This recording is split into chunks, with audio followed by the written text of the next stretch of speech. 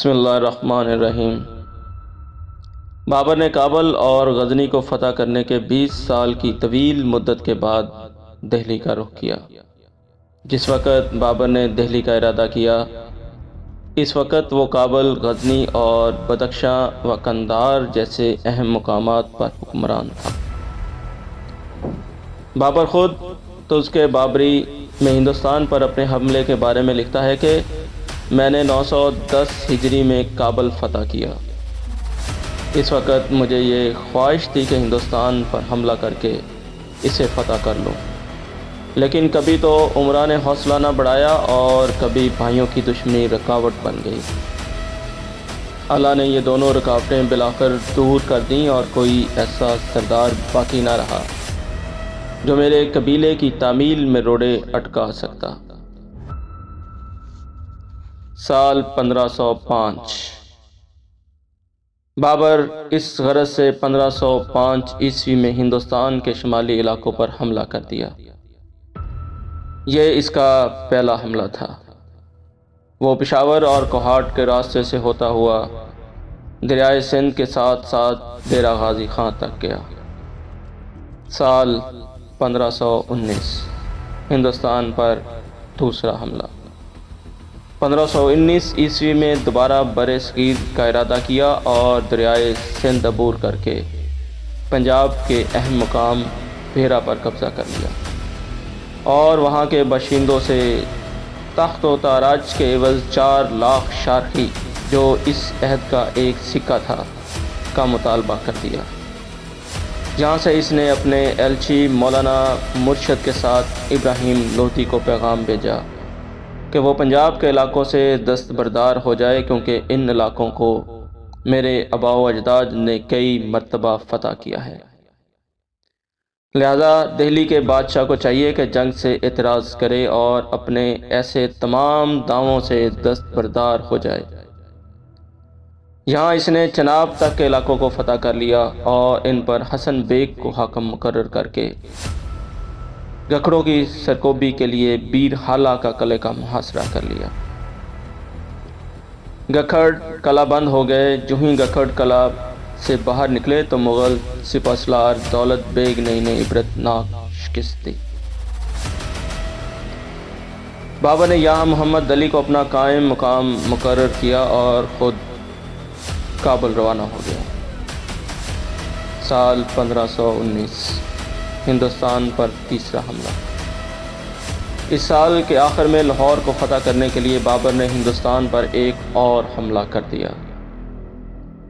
حملہ کو روکنے کے لیے یوسف زئیوں نے بھرپور کوشش کی، لیکن شکست سے دوچار ہونا پڑا۔ ظہیر الدین محمد بابر پشاور پہنچ کر قلعہ پشاور کی مرمت کرنے کا حکم دیا اور سرحد کے معاملات کو درست کرنے کے بعد دریائے سندھ کی طرف روانہ ہو گیا۔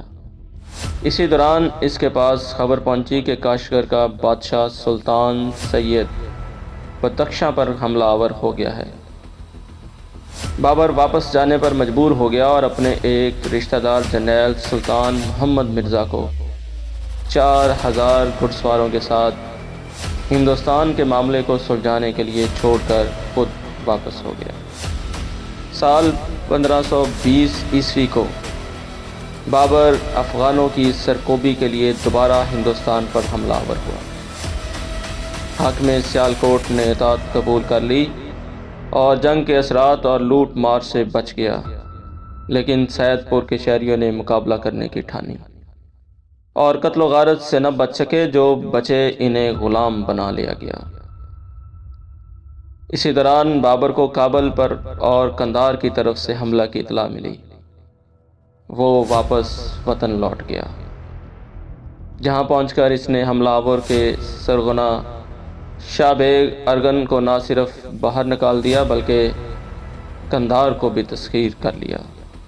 بدخشاں کی حکومت اس نے اپنے بیٹے ہمایوں کو بخش دی اور قندھار اپنے چھوٹے بیٹے کامران کو سونپ دی۔ سال 1524۔ ہندوستان پر پانچواں حملہ۔ 1524 کو پنجاب کے حاکم دولت خان لودھی نے ایک وفد کے ہمراہ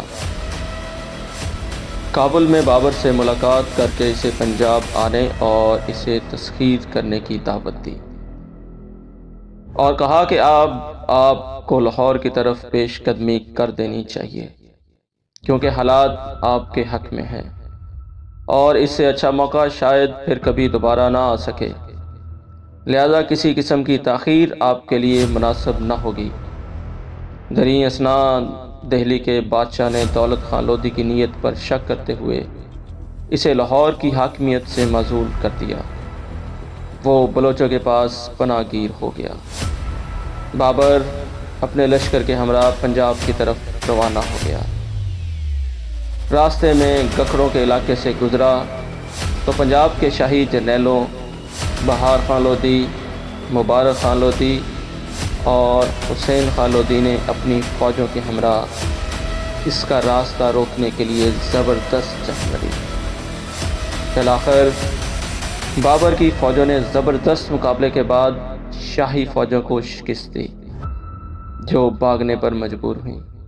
بابر لاہور شہر میں فاتحانہ حیثیت سے داخل ہو گیا۔ 4 روز قیام کرنے کے بعد اس نے دیپال پور کی طرف پیش قدمی کی۔ دیپال پور کی فوجوں نے تھوڑی بہت مزاحمت کی اور قلعہ بند ہو گئیں۔ بابر نے ایک زبردست حملہ کر کے قلعہ میں موجود تمام افواج کو تہہ تیگ کر دیا۔ یہیں پر دولت خان لودھی اور اس کے تینوں بیٹے بھی پناہ میں تھے۔ یہ بھی موقع دیکھ کر بابر کے ساتھ آ ملے۔ بابر نے ان کو خوش آمدید کہا اور انہیں جلندھر، سلطانپور اور پنجاب کے دوسرے ضلعوں کی حکومتیں ان کو سونپ دیں۔